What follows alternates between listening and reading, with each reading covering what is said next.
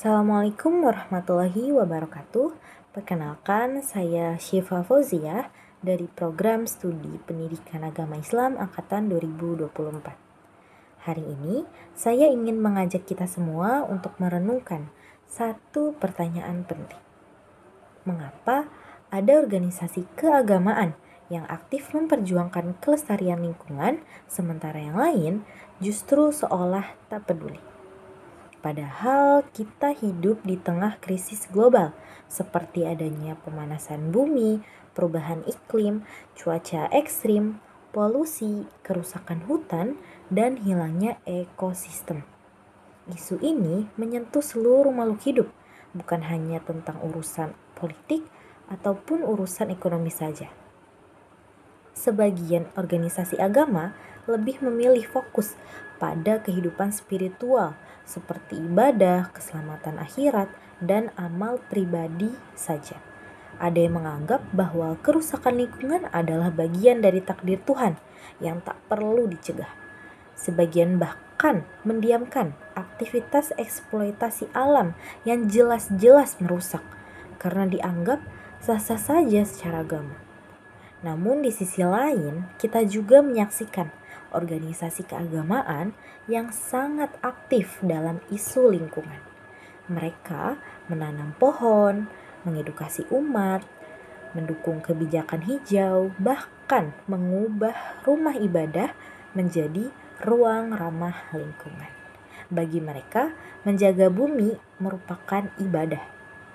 Lalu, bagaimana kita memahami perbedaan ini? Nah, disinilah filsafat ilmu membantu kita melalui cabang-cabangnya seperti epistemologi, ontologi, aksiologi.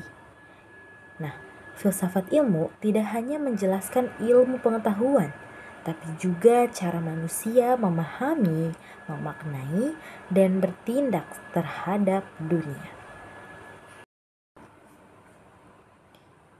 Mari kita bahas satu persatu. Yang pertama, epistemologi. Epistemologi merupakan cabang filsafat ilmu yang membahas dari mana pengetahuan itu berasal dan bagaimana kita menilai suatu kebenaran. Dalam konteks organisasi agama dan isu lingkungan, perbedaan sikap muncul karena perbedaan sumber kebenaran yang mereka yakini.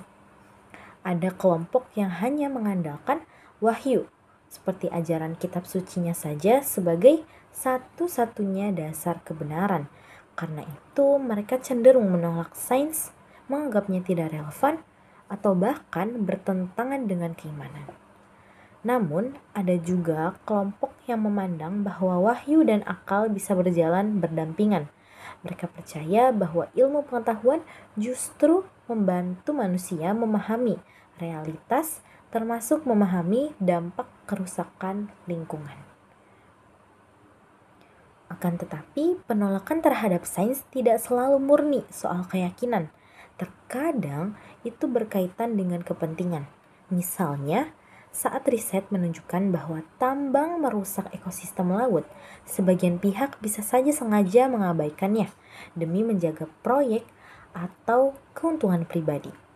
Jadi, dari sisi epistemologi, kita bisa melihat bahwa sikap terhadap sains bukan hanya soal iman, tapi juga soal keberanian menghadapi kebenaran, termasuk kebenaran yang merugikan posisi kita. Lalu yang kedua, ontologi merupakan cabang filsafat ilmu yang membahas tentang hakikat realitas, tentang apa yang dianggap ada, penting, dan bermakna. Sebagian kelompok agama melihat dunia ini sebagai tempat singgah sementara. Jadi fokus mereka adalah keselamatan akhirat, bukan pelestarian bumi. Karena itu menjaga lingkungan dianggap bukan hal yang utama. Sebaliknya, kelompok lain memandang bumi sebagai bagian penting dari kehidupan spiritualnya.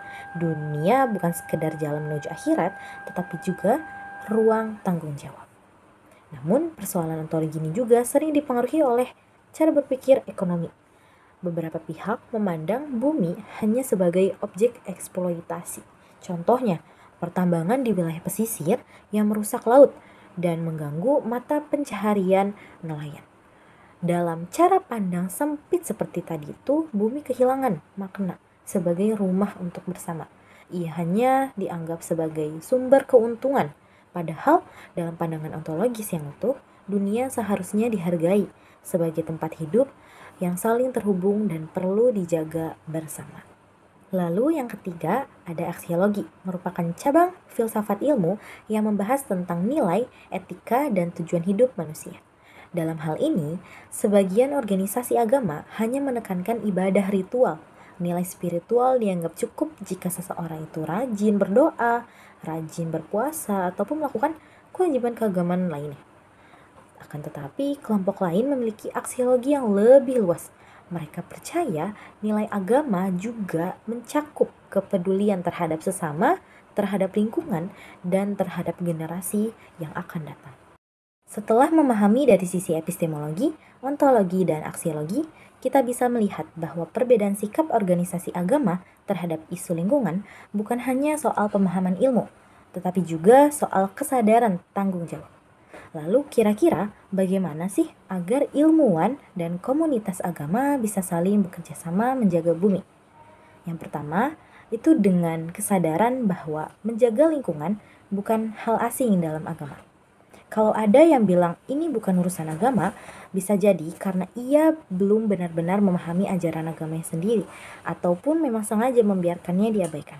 Kemudian, bangun aksi nyata bersama, seperti gerakan tanam pohon pada hari besar keagamaan, kampanye hemat energi di masjid ataupun gereja, lalu pengelolaan sampah di komunitas spiritual ataupun di ruang lingkup keagamaan.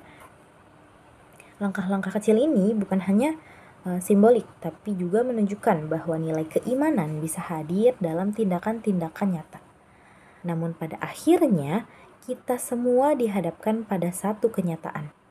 Bumi sedang terluka, dan manusia sebagai khalifah fil ard memiliki tanggung jawab langsung untuk menjaga dan merawatnya. Menjaga lingkungan bukan hanya urusan ekologis. Ia adalah bagian dari ibadah, bukan hanya soal mencintai alam, tetapi tentang menaati amanah. Jika agama dan ilmu bisa berjalan beriringan, maka bukan hanya krisis yang bisa diatasi, tapi juga lahir peradaban baru yang tidak hanya cerdas, tapi juga sadar, peduli, dan bertanggung jawab. Terima kasih. Wassalamualaikum warahmatullahi wabarakatuh. Kayaknya kurang